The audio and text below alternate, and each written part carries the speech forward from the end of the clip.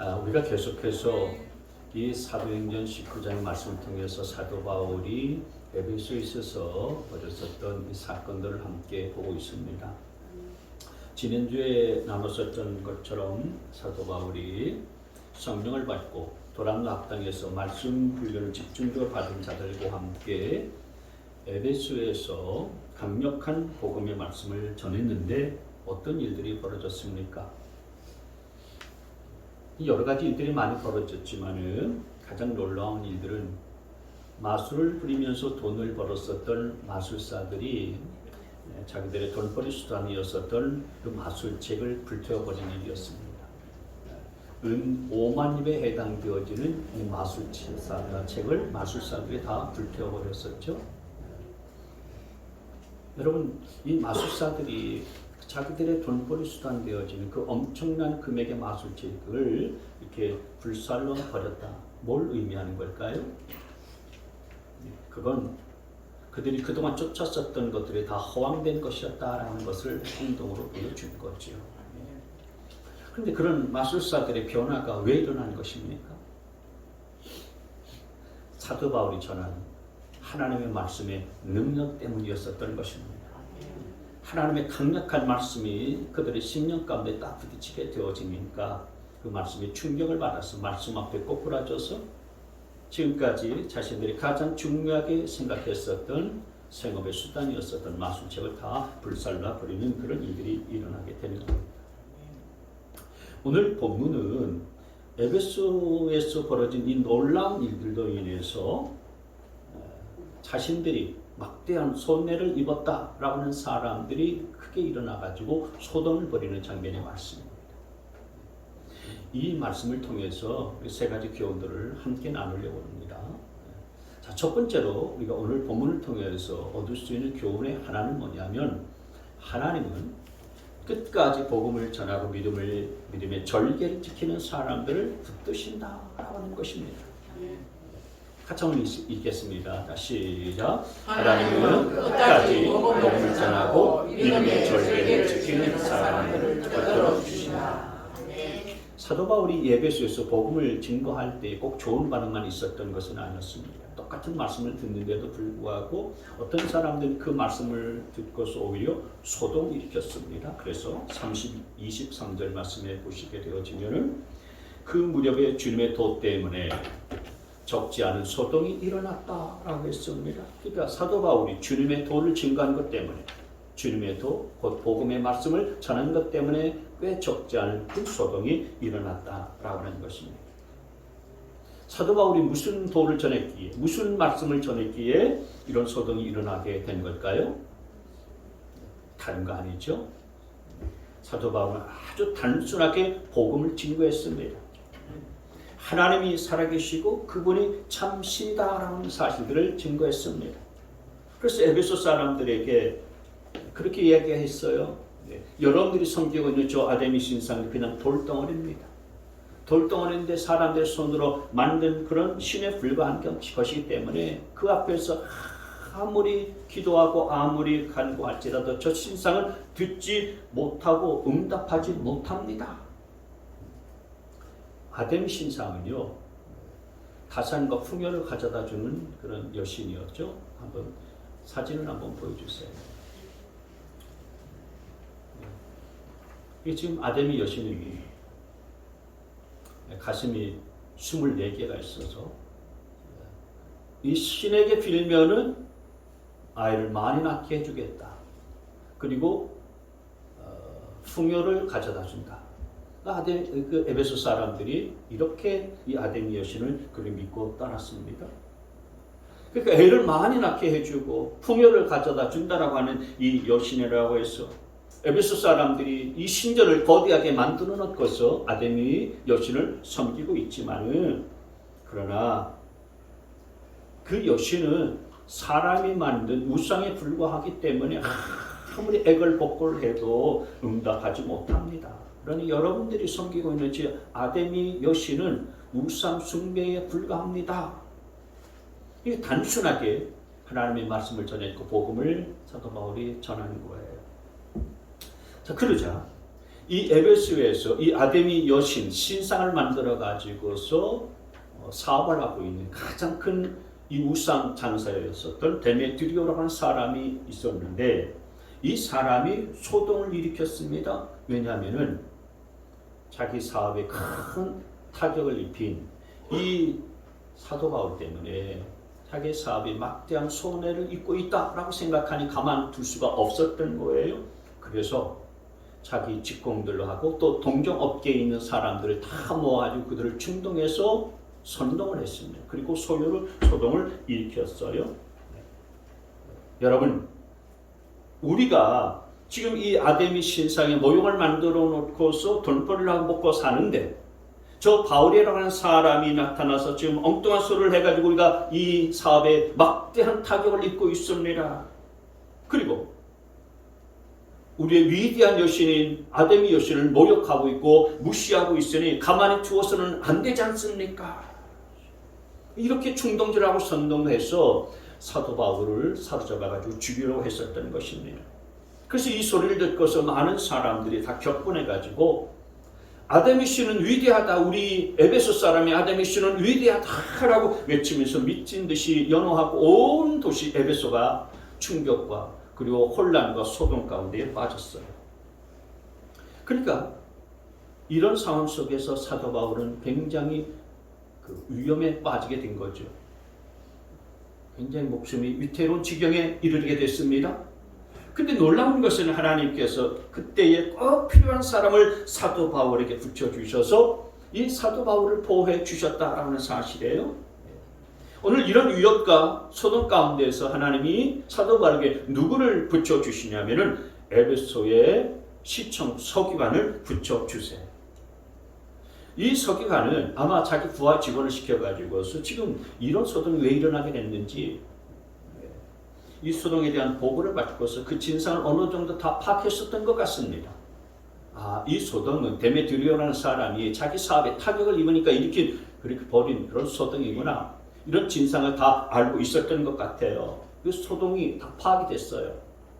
그래서 사람들이 극장 안에 지금 몰려들어서 큰 소동을 벌이고 있는데 그들에게 가서 그 무리들을 타이르고 그 무리들에게 달래고 있는 거예요. 35절 말씀을 보시면은 드디어 시청 서기관이 무리를 진정시키고 나서 말하였다. 에베소 시민 여러분, 우리의 도시 에베소가 위대한 아데미 여신과 하늘에서 내린 그 신상을 모신 신전 수호자임을 모르는 사람이 어디 있습니까? 그러니까 지금 이 서기관은 뭐라고 얘기하냐면은 당신들이 섬기는 이 아데미 여신의 위대한 신이라는 것을 모르는 사람이 어디 있겠습니까? 다 알지 않습니까? 근데 그걸 그렇게 굳이 외칠 필요가 있겠습니까? 정말 위대하다라면은 위대하다라고 외치지 않아도 위대하다 그 얘기입니다. 그러면서 36절 말씀에 이건 부인할 수 없는 사실이니 여러분 마땅히 진정하고 절대로 경솔한 행동을 해서는 안 됩니다. 그러면서 무리들을 진정시키고 타이르고 있는 거예요. 그러면서 37절 말씀에 신전 물건을 도둑질한 사람도 아니고 우리 여신을 모독한 사람도 아닌 이 사람을 여러분들은 여기에 끌고 왔습니다. 그러면서 이 서기관이 무리들에게 두 가지 이야기를 합니다. 하나는 뭐냐면 38절 말씀에 데메트리와 함께 있는 직공들이 누구를 걸어서 송사할 일이 있으면 재판정도 열려있고 총독들도 있으니 서로 고소하면 됩니다. 고소하면 될 거 아니겠습니까? 그 다음에 두 번째는 39절 이 이상으로 여러분이 어떤 문제를 해결하고자 한다면 정식 집회에서 처리해야 되니 요즘 말하면은 이제 시의회나 아니면 국회에 가서 요청을 해서 거기에서 처리하도록 그렇게 하면 되지 않느냐라고 지금 말하고 있는 겁니다. 그러면서 40절 말씀에 우리는 오늘 일어난 이 일 때문에 소유죄로 문책을 받을 위험이 있습니다. 우리는 이 소유를 정당화할 수 있는 아무런 명분이 없습니다. 그러니까 이 소동을 정당화시킬 수 있는 어떤 법적 명분이 없다는 거예요. 아무 이유 없이 이 소동이 일어났다라고 하는 거예요. 그렇기 때문에 이 모임은 한마디로 불법적인 모임이라는 것입니다. 그래서 이 모임을 이 서기관이 해산시켜 버렸어요. 근데 여러분 놀라운 것은 이 시청 서기관 사도 바울과는 일명식도 없는 사람이었다라고 하는 거예요. 사도 바울은 이 서기관을 전혀 모르는 사람이었어요. 근데 사도 바울은 전혀 일명식도 없는 바로 이 사람이 무리들을 해산시키면서 사도 바울로 하여금 그 위협으로부터 벗어나게 했습니다. 여러분, 이건 하나님께서 사도 바울을 보호하기 위해서 이 서기관을 사용하여 주신 줄 믿습니다. 우리 하나님께서는 끝까지 진리의 말씀을 붙잡고 그 말씀을 증거하는 이 사도 바울을 보호하기 위해서 이 서기관을, 일명식도 없는 이 서기관을 사용하셨고 움직이면서 무리들을 해산시키게 만들어 주셨던 거예요. 여러분, 하나님께서는 어떤 일들을 하시면 정말 기가 막힌 방법으로 그렇게 일하시고 역사하십니다. 때때로는 내가 전혀 모르는 사람을 보내주시고 붙여주시면서 하나님은 일하시기도 하시고요, 감동을 주시기도 하시고 역사하시기도 하시는 분이신 것입니다. 우리가 기도하면은 하나님은 나와 일명식도 없는 사람들을 오늘 이 서기관을 사도 바울에게 보내주셨던 것처럼 정말 전혀 모르는 사람을 붙여주셔서 그렇게 일하시고 역사하시고 또 하나님의 일들을 이뤄 가시는 분이신 것을 기억하시기를 바랍니다. 오늘 보세요, 그렇지 않습니까? 사도 바울과 서기관은요 전혀 일면식도 없는 그런 관계였습니다. 그런데 하나님께서는 그 서기관을 움직이셔서 사도 바울을 도우시고 보호하시고 위험 가운데서 건지시는 일을 행하셨던 것입니다. 이건 지금도 마찬가지예요. 여러분, 지금도 복음을 대적하고 교회를 대적하고 욕하고 저주하는 수많은 세상 사람들이 있는데 우리가 힘이 없어서 그런 사람들을 감히 대적할 수도 없고 어떻게 싸울 수도 없을지라도 믿음의 절개를 지키고서 복음을 증가하는 일들 가운데 심혈을 기울이는 하나님의 사람들을 하나님께서는 하나님의 손길로 지켜주신다는 사실들을 믿으시기를 바랍니다. 여러분, 구약 성경의 다니엘을 가만히 보십시오. 다니엘은 바벨론의 포로로 끌려가는 가운데에서도 끝까지 믿음의 절개를 지켰습니다. 바벨론 우상들에게 제사드린 그 음식을 먹을 것들을 그렇게 강요했지만 그러나 그 음식을 먹지 않았습니다. 느부갓네살 왕이 포로로 된 사람들 가운데서 인재를 등용해가지고 자기 바벨론 제국을 더 확장시키고 더 부흥시키려고 하는 그런 계획을 갖고서 훈련시켰어요. 그래서 이 다니엘과 세 친구들이 바벨론의 학문과 사상을 공부하고 배웠는데 중요한 것은 그는 바벨론의 학문에 동화되지 않았습니다.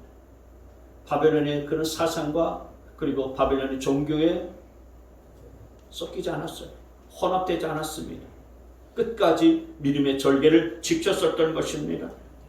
여러분, 우리가 예수를 믿으면서도 이 세상에서 살아가고 있지 않습니까? 예수를 믿으면서도 이 세상 사람을 똑같이 세상에서 돌보면서 일하면서 땀 흘면서 그렇게 일하고 살아가고 있지 않습니까?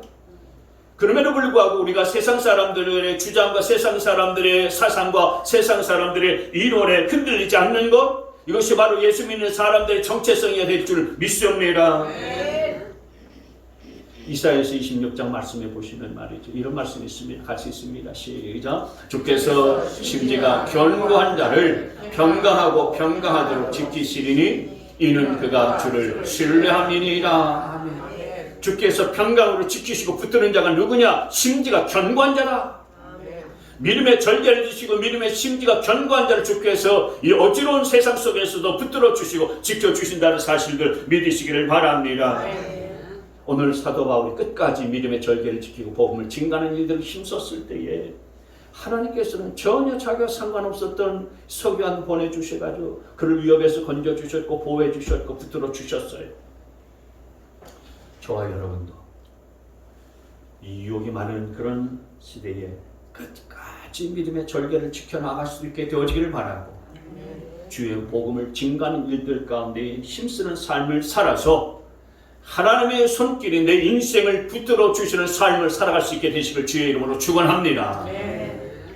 두 번째로 오늘 말씀을 통해서 우리가 얻을 수 있는 또 하나의 교훈은 뭐냐면 허망한 것 붙들지 말고 영원한 것을 붙잡아야 된다는 것이다. 같이 한번 읽습니다. 시작. 허망한 것을 붙잡지 말고 영원한 것을 붙잡아야 한다. 지금 데메트리오의 그 충동질에 의해서 선동이 되어서 이 아데미 여상의 신상을 제작하는 제작업자들과 그리고 많은 에베소 사람들이 함께 지금 극장으로 막 몰려 들어가고 있습니다. 막 몰려가다가 이 사도 바울의 동역자였었던 그 가이오와 아리스토하고를 붙잡았어요. 마침 잘 됐다. 그래서 이 두 사람을 끌고 가서 지금 극장으로 데리고 가는 거예요. 왜냐면은 이들을 통해서 추궁해가지고 사도 바울의 그런 은신처를 알려고 자꾸 이 두 사람을 잡아서 끌고 간 겁니다. 자, 그런데 32절 말씀에 보면은 사람들이 이 가이오와 아리스토하고를 끌고 간 이런 극장의 상황 이렇게 말씀해 주고 있어요. 이 극장, 야외 극장이에요. 더러는 이렇게 외치고 더러는 저렇게 외치는 바람에 모이는 혼란에 빠지고 무엇 때문에 자기들이 모여들었는지조차 알지 못하는 사람이 많았다.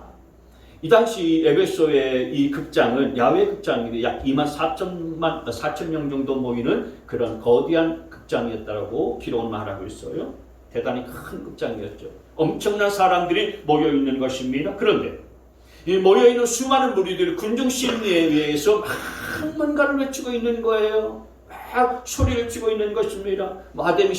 아데미 여신을 외쳤겠죠. 아데미 여신은 위대하다, 위대하다. 막 그렇게 외쳤을 것입니다. 여러분, 사람들이 막 여기서 쩌렁쩌렁 막 목소리를 크게 외치고 또 저기서 외치고 그러면은 감정이 막 격양되지 않습니까? 흥분되잖아요. 그래서 더 크게 외칩니다. 군중들의 특징이 뭔지 아십니까?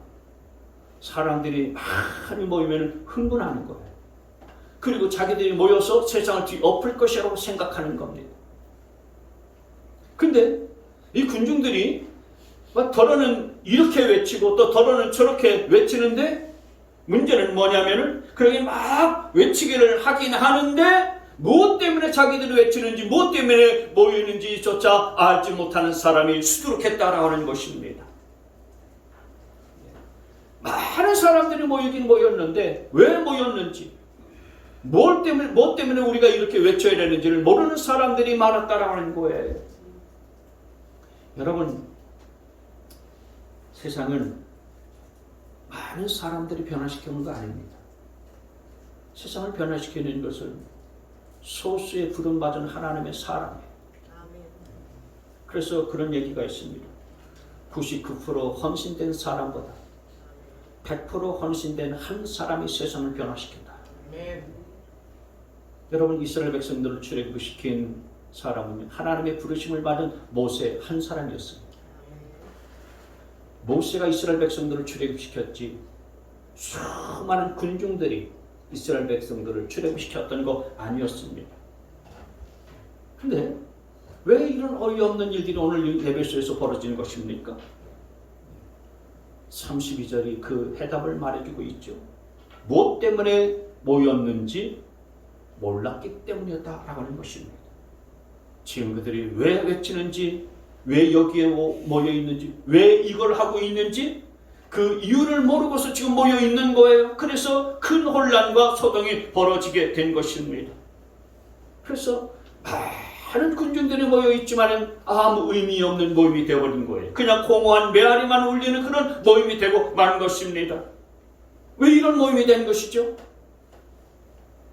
두말할 것 없이 그 모임, 그들이 모인 그곳에, 그 장소에 하나님이 안 계시기 때문에 그런 거예요. 하나님이 기뻐하시지 않는 모임이기 때문에 그런 것입니다.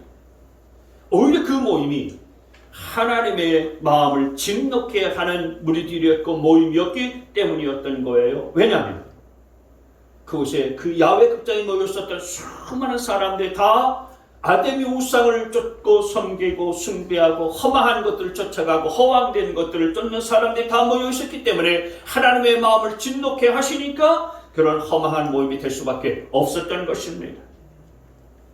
여러분들은 허망한 것을 쫓지 않게 되길 바랍니다. 아멘. 허황된 것들을 쫓아가지 않게 되어지기를 바랍니다. 아멘. 여러분, 우리가 신앙생활하면서 세상에 허황된 것들을 쫓아가고 세상의 정욕에 자꾸 사로잡히게 되어지면 엉뚱한 것들을 쫓아가는 것입니다. 그래서 허황된 사람이 될 수밖에 없고 허망한 인생, 공허한 인생이 될 수밖에 없는 것입니다. 보세요. 지난주에 우리가 마술사들을 다 불태웠다고 그러지 않았습니까? 하나님의 말씀에 충격을 받아서 그들이 아주 놀라운 결단을 하고 변화가 나타나는데 마술장을 다 불태우는 그런 변화가 나타나지 않았어요. 영적인 눈이 열렸었던 것입니다. 근데 반면에 오늘 이 데메디오를 비롯한 신상 제작업자들은 영적인 눈이 오히려 감겨버렸어요. 오히려 자기들의 이익이 떨어질까봐 전전긍긍했습니다. 데메디오를 비롯한 신상 제작업자들이 붙들었었던 것이 뭡니까? 그들이 붙들었었던 것은 사업의 명성이었습니다. 이 사업을 잘해서 더 부유한 삶을 누리려고 하고 번성케 되어서 그 번성을 누리려고 하는 것이 그들이 붙잡았었던 것이었어요. 허망한 것들이죠. 사라져버린 것들입니다. 한낱 지나가버린 것들이에요. 여러분, 우리가 한낱 지나가는 것들, 세상의 정욕과 허황된 것들을 자꾸 붙들고 거기에 빠지게 되어지면 영원한 것들을 놓치고 마는 것입니다. 지금 나는 어떻습니까? 나는 과연 허망한 것들을 쫓고 있는 것은 아닌가? 세상에 정말 허황된 것들을 내가 바라보면서 그것을 향하여서 내가 달려가고 있는 것은 아닌가? 그래서 영원한 것을 내가 놓치고는 있지 않나? 여러분, 세상적인 것에 너무 매이지 않고 거기에 너무 빠지지 말아야 되는 것입니다. 그러다 보면 하나님께서 내게 주신 사명도 놓치게 되어지고 영원한 것도 놓칠 우리가 있는 것이기 때문에 그렇습니다. 여러분, 세상에 우리가 살아가고 있지만 세상적인 것에, 허황된 것에, 지나가 버리고 말 것에 너무 집착하지 않게 되어지기를 바랍니다. 저와 여러분의 믿음의 시선은 허황된 것을 바라보지 말고 영원한 것을 바라볼 수 있는 시선이 되어야 되리라 믿습니다. 요한일서 2장 15절 말씀에 이런 말씀을 하셨습니다. 여러분은 세상이나 세상에 있는 것들을 사랑하지 마십시오. 누가 세상을 사랑하면 그 사람 속에는 하늘아버지에 대한 사랑이 없습니다. 16절, 세상에 있는 모든 것, 곧 육체의 욕망과 눈의 욕망, 눈의 욕망이라는 것은 눈에 보이는 세상적인 욕망들을 말하는 거죠. 그리고 세상 살림에 대한 자랑, 이것도 있고 나는 이것도 있고 저것도 있다는 세상적인 자랑은 모두 하늘 아버지에게서 온 것이 아니라 세상에서 온 것이기 때문입니다. 17절 같이 있습니다. 시작. 이 세상도 사라지고 이 세상의 욕망도 사라지지만 하나님의 뜻을 행하는 사람은 영원히 남습니다. 할렐루야. 그러니 여러분, 이게 사라져버리는 허망한 것들인가 아니면 영원히 남는 것인가, 이것을 잘 분별할 줄 알아야 되는 것입니다. 이 세상도 사라지고 이 세상의 욕망도 다 사라진다고 말씀하고 있습니다. 내가 세상에서 찾던 욕망과 성공에 대한 추구, 이 모든 것들도 다 부질없이 사라지고 마는 건데 하나님의 뜻을 행하는 사람은 영원히 남는다고 말씀했습니다. 그러니 여러분은 사라져버리고 허황된 것들, 허망해질 것들을 붙잡지 않게 되어지기를 바랍니다. 물론 우리가 세상에서 살면서 세상과 담을 쌓고서 사는 것은 아니에요. 그렇게 살아서는 안 되는 거죠. 중요한 것은 우리가 이 세상에 살고 있을지라도 우리의 믿음의 시선은 세상을 향해 있는 것이 아니라 영원한 것을 향한 시선이 있어야 된다라는 말씀인 것입니다.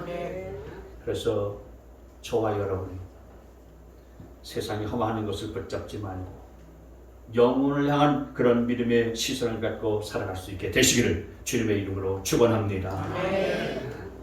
세 번째, 오늘 말씀을 통해서 우리가 또 하나 얻을 수 있는 교훈은 뭐냐? 그것은 올바른 꿈을 가지라고 하는 것입니다. 올바른 꿈을 가져야 한다. 시작. 올바른 꿈을 가져야 한다. 오늘 사도 바울은 어떤 상황과 환경 속에서도 복음을 증거하고자 하는 그 열정이 식지 않았어요. 그래서 당대 세계 최고의 제국이었던 로마의 중심부에 들어가서 내가 복음을 전하리라, 이런 꿈을 가졌습니다. 그래서 내가 꼭 로마에 가야 되겠다, 로마에 가서 이 복음을 증거해야 되겠다, 이런 비전, 이런 꿈을 꿨었던 거예요.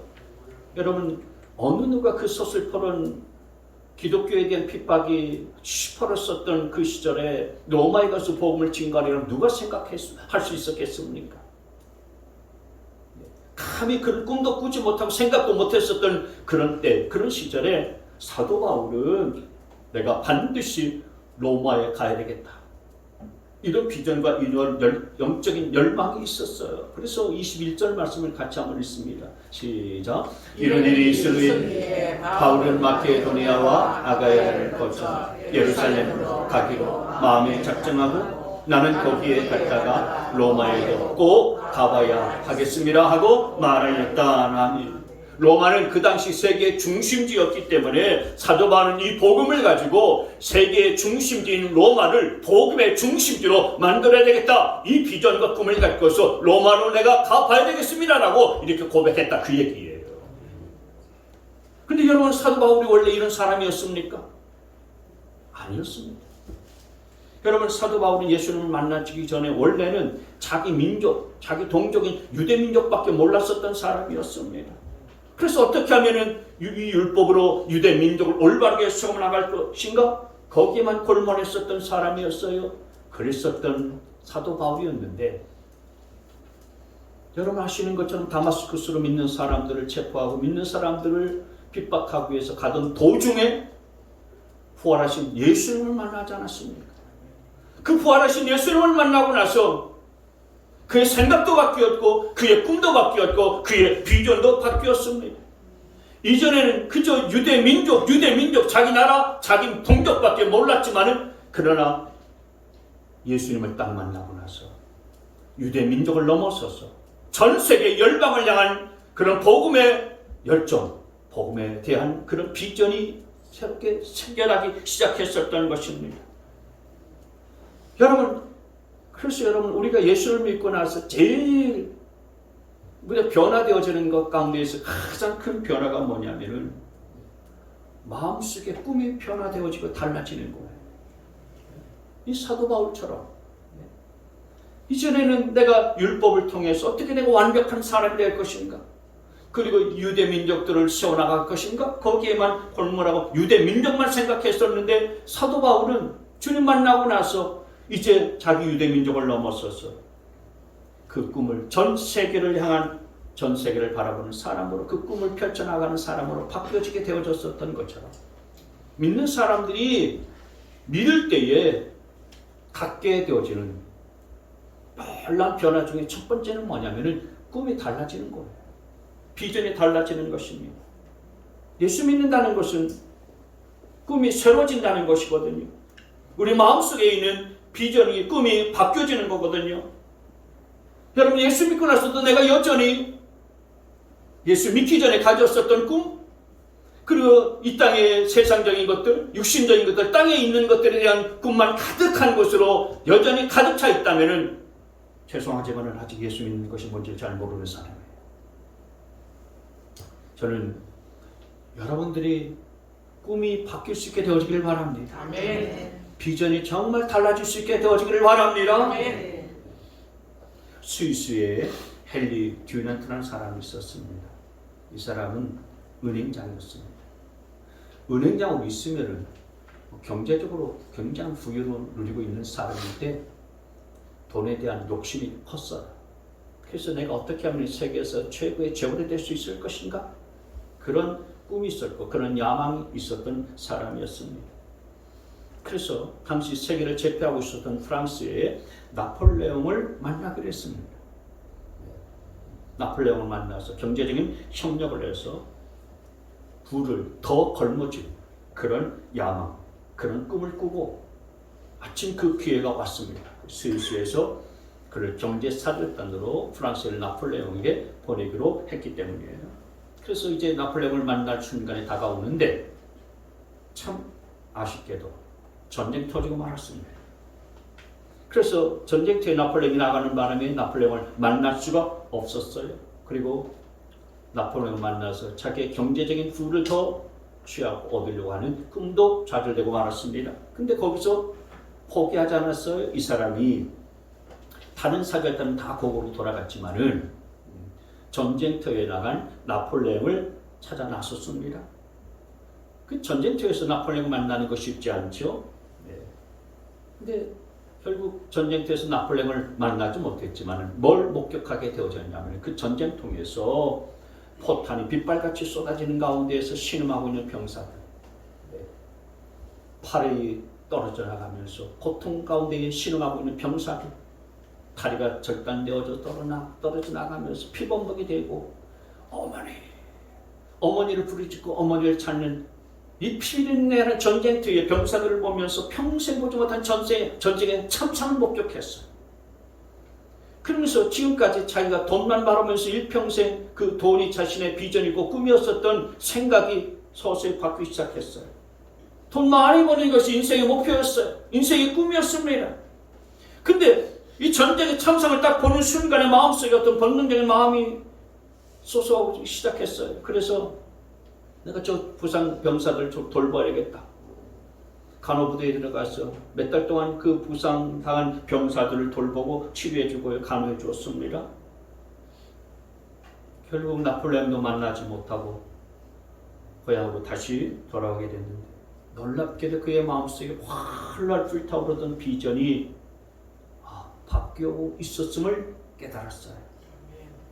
돈 벌기 위해서 전쟁터까지 나폴레옹 찾아서 쫓아갔지만은 고향 땅으로 돌아오면서 그가 소원했었던 비전은 다름 아닌 어떤 비전이었냐? 평화에 대한 꿈, 평화에 대한 비전이었습니다. 전쟁은 다시는 일어나지 말아야 되겠다. 어떻게 하면 내 남은 인생을 내 재산 가지고서 부상당한 사람을 도울 수 있을 것인가? 내가 다치고 불쌍한 사람들을 도울 수 있는 단체를 하나 만들어야 되겠다. 그래서 고향 땅에 돌아와서 자신의 비전을 함께 나누고 세웠었던 단체가 뭐였냐면 적십자예요. 한 사람의 비전이 바뀌니까 이 한 사람을 통해서 얼마나 많은 생명의 구원받고 건진받게 된 일들이 일어나게 됐습니까? 비전이 달라지고 꿈이 바뀌게 되어지니까요. 놀라운 일들이 세상에 나타나게 된 것입니다. 비전이 그토록 중요한 거예요. 내가 어떤 비전을 갖고 살아가느냐라고 하는 것은 대단히 중요한 것입니다. 이렇게 우리의 꿈이 달라져야 되고 우리의 비전이 달라져야 되리라 믿습니다. 여러분 주님의 제자들이 주님을 처음 만났을 때 그들의 마음속에 품고 있었던 비전과 꿈은 뭐였냐면 다름 아닌 우리 주님께서 이 나라를 이 왕국을 차지하게 될 때에 한 자리 차지하는 것. 그게 제자들의 꿈이었고 비전이었어요. 그래서 주님 저 사람은 이쪽 자리에 앉히시고 그리고 저는 이쪽에 앉혀주십시오. 제자들의 어머니는 예수님의 그렇게 로비 활동까지 벌일 정도로 그들의 꿈이 육신적이었고 세상적인 꿈이었어요. 근데 그렇게 이스라엘 나라를 주님께서 다 차지하고 왕좌에 올라가면은 자신들 다 한 자리를 차지할 수 있는 꿈이 이루어질 것이라고 그렇게 생각했는데 그 꿈은 산산조각 나버렸죠. 왜냐하면 주님이 십자가에 달려 돌아가셨기 때문이에요. 주님이 십자가에 달려 돌아가시니까 자신들의 꿈도 다 무너지게 되었고 고향 땅 다 돌아가 버리고 말지 않았습니까? 근데 우리 주님께서는 부활하셨습니다. 다시 살아나셔서 제자들 앞에 딱 나타나셨어요. 부활하신 주님을 다시 만나고 나서 제자들이 생각이 바뀌어졌고 사고가 달라졌고 그들이 품고 있었던 꿈과 비전도 바뀌게 되어졌어요. 그래서 비굴하던 제자들이 주님을 만나고 성령 받고 난 다음에 용기 있는 제자들로 바뀌었습니다. 비전도 바뀌었어요. 자기 동족, 자기 민족만 생각했었던 이 제자들이 열방을 바라보게 되는 것입니다. 전 세계를 바라보게 되는 거예요. 그래서 복음을 들고서요 땅끝까지 이르러서 증거하는 그런 제자들로 새롭게 변화되는 역사들이 나타났었던 것입니다. 그래서 100년도 채 못 되어져서 패배자같이 살던 이 제자들로 인해서 전 세계의 복음화의 역사가 시작되어졌었던 거예요. 뭐가 그걸 가능하게 했던 것입니까? 제자들의 마음속에 있었던 꿈과 비전이 그들을 바꾸게 된 겁니다. 여러분의 마음속에 있는 꿈은 뭐가 있습니까? 주님이 원하시는 이런 비전을 품고 있습니까? 오늘 사도 바울이 나는 로마에도 가봐야 되겠다 이런 비전을 품은 것은 꼭 젊은이들만의 전문이 아닙니다. 그 꿈과 비전은 젊은이들의 그런 소유물이지. 젊은이들이랑 꿈 갖고 비전을 갖지 우리같이 나이 많고 이제 살 날이 얼마 남지 않은 우리가 무슨 꿈이고 무슨 비전이냐? 아닙니다. 젊은이들만의 꿈과 비전을 갖는 것이 아니라 죽어가는 영혼을 살리겠다라는 마음을 품고서 골방에 앉아서 기도하는 사람들은 일자 무식인 할머니라고 할지라도 열망을 품는 하나님이 쓰시는 비전의 사람이 되는 줄 믿으시기를 바랍니다. 저는 우리 성도들이 정말 이렇게 온 열방을 향한 믿음의 배포와 기도의 용량이 큰 비전의 사람이 되어질 수 있게 되어지기를 바랍니다.